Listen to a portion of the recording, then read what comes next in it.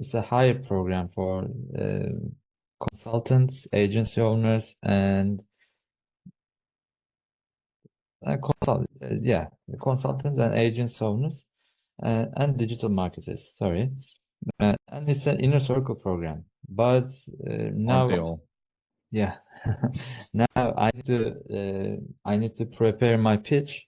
But there are a lot of things in inner circle program, and I have difficulty Mm. with fitting the pitch into Mm-hmm. 4 pillars. So Yeah. can I show you? And I need your advices. Yeah, Like, just translate it for me because yeah, it's I in don't. English. It's in Oh, English. okay, cool. That.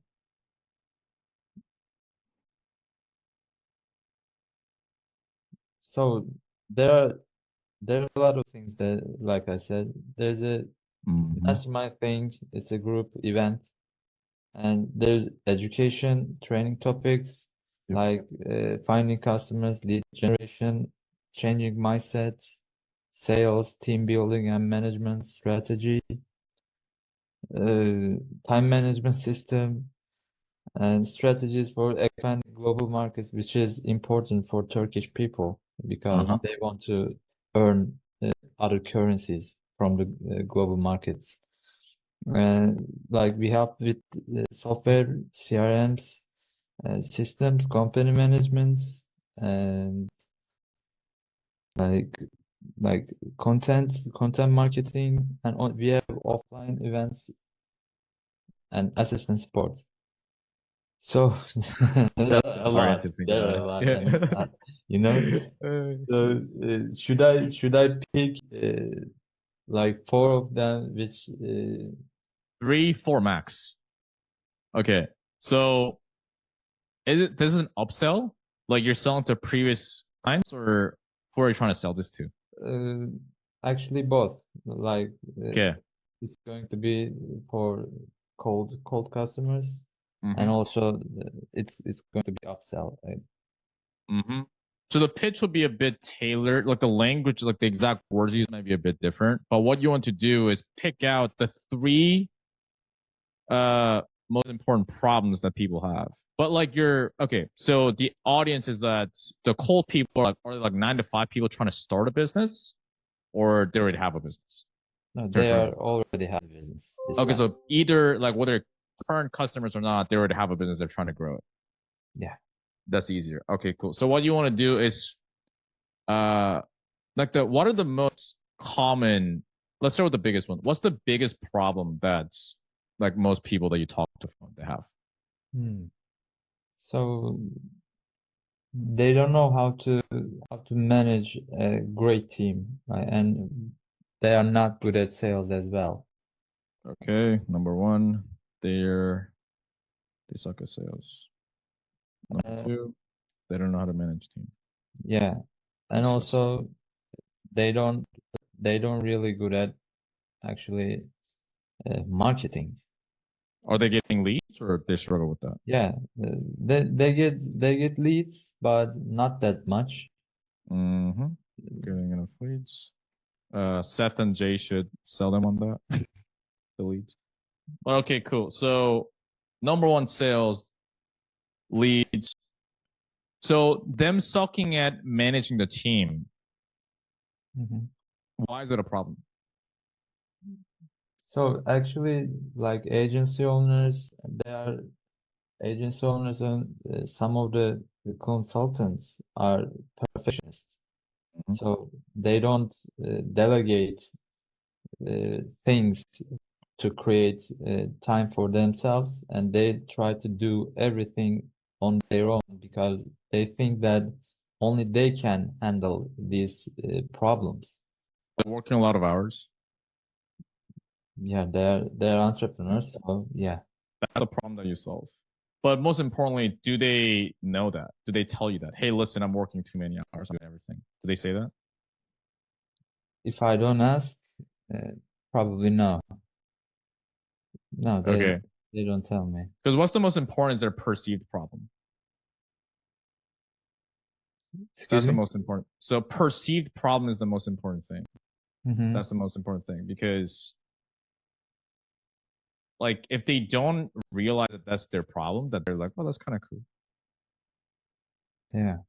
Yeah. Okay. So But the number three is they're aware of that. I know that. I'm sure they say that to you, right? Hey, we're not getting enough leads. We're yeah. not getting enough like sales calls. So I'll start with that. That'll be like your first pillar.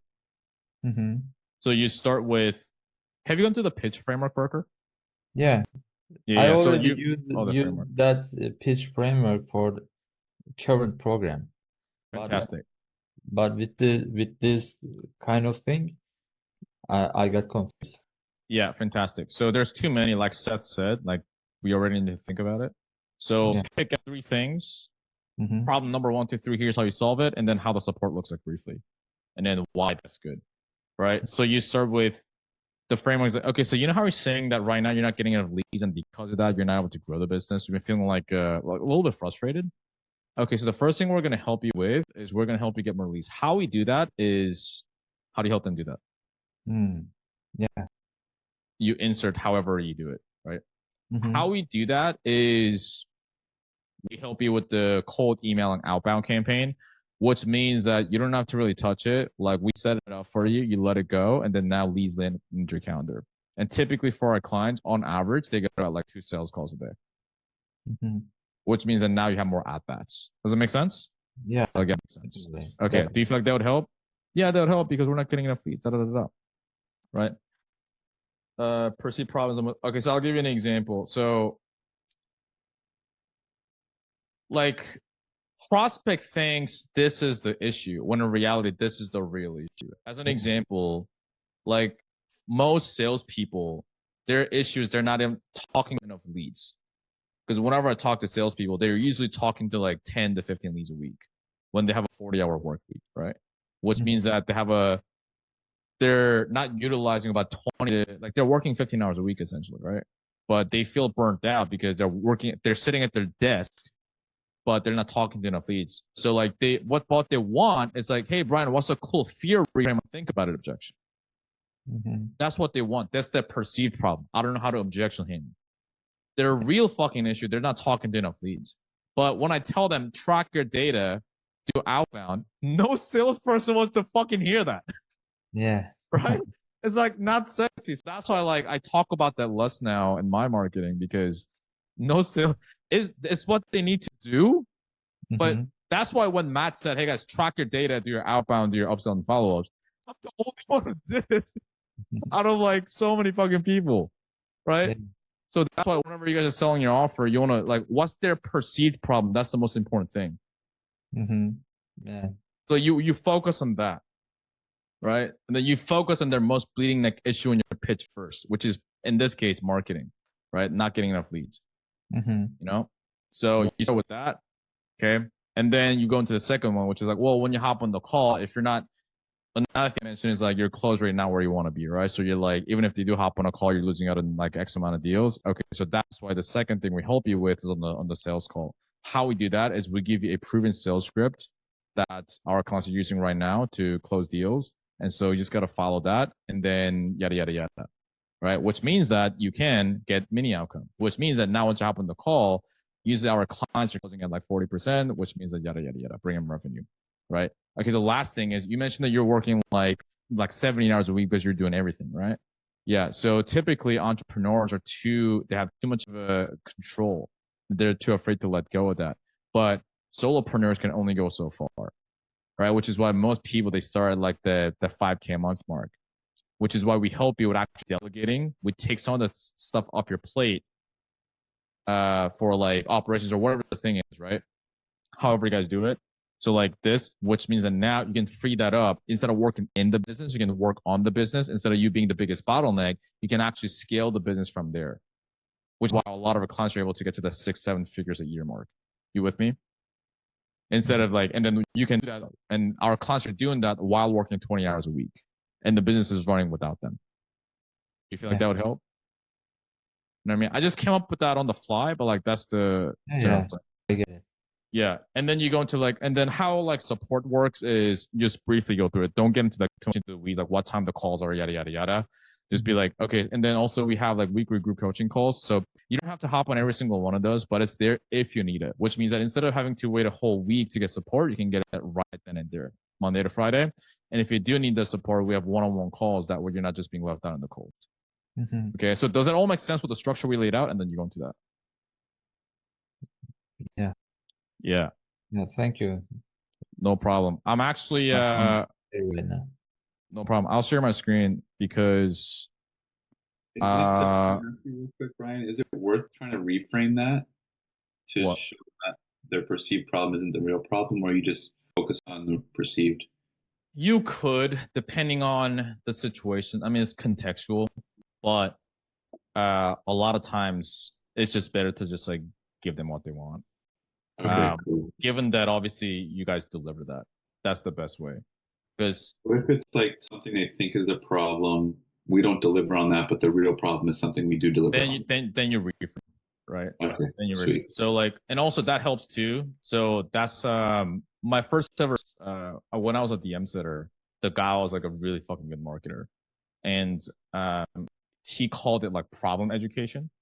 So like there's a term called problem awareness. What he did was, okay, so a lot of people think that like the problem is like this, when in reality the real root cause of that is actually this. Here's a reason why, and then you provide a good case for it, right? And so like I'm just gonna like come up with something. Like if they think that, let's say it's like a e-com biz up, right? And they think I need to get better at running ads, right? Okay, so and then let's say like for whatever reason you don't help them with ads. Okay, so a lot of people it's the ads that's the issue, but reality is the actual like product itself. You don't have a winning product. The reason why is because you can have the best ads, but if your product is not what the market wants, then even the best ads, how is it supposed to save a not winning product? You see that? They're like, oh, that makes sense. Which is why, you know how you say you've run ads before, that's why it didn't work, like most people. So what we help you do is find a winning product. That way, even if you have a mediocre ad, you can still able to sell it because people already want that, right? Like as an example, if you go out and then like you could have like iPhones, for example, they don't have the best ads, but people buy it. Why? Because they have a winning product. You see that? So you can give like analogies or examples that people can instantly like, oh, that makes sense. That's one way of doing it. And that also builds your authority too, because whenever you can explain like the root cause of a problem, like people really see you as an authority.